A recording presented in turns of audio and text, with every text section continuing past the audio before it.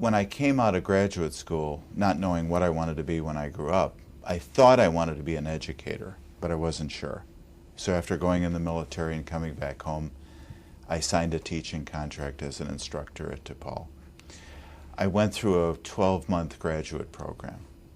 I then joined the full-time faculty, and I taught full-time for 5 or 6 years in the Graduate School of Business.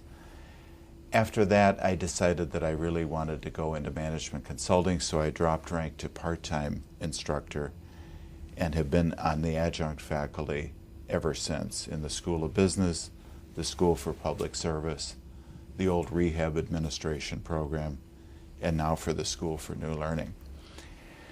I continued my love affair with DePaul by going on to the Board of Trustees in 2001, which was kind of the capstone of my career with DePaul.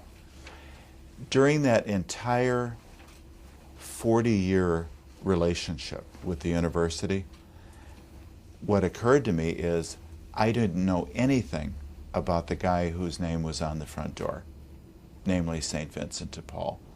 And I don't think I was alone in experiencing that. I went through a graduate program. I've taught here for 40 years, and now as a board member, never having fully appreciated who St. Vincent de Paul was, his life, his times, his experience, his works, etc. It wasn't until I decided to give back something to the university some years ago in a personal conversation with you, Patrick Murphy, about what can I do, that we hit upon the St. Vincent de Paul Leadership Project and this desire to study him, to codify his works so that we could apply this to our administrators, our faculty, our deans, our trustees, etc. So with that in mind, I then had the fortunate experience of going to Paris on a board retreat shortly after this discussion, and to actually follow in the footsteps of St. Vincent de Paul. It was a very moving, meaningful experience to visit the Mother House, to visit churches where he preached at Fauville and other places. And I began to learn more about this guy in terms of his life and his history and how he got into the priesthood and how he decided eventually to start working with the poor.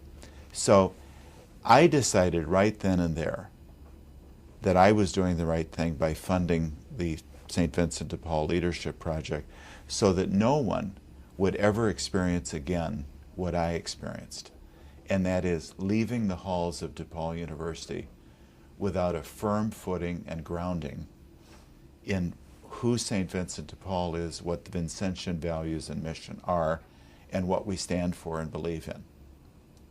Because I left here without a clue, and I'm vowing that that should never happen again.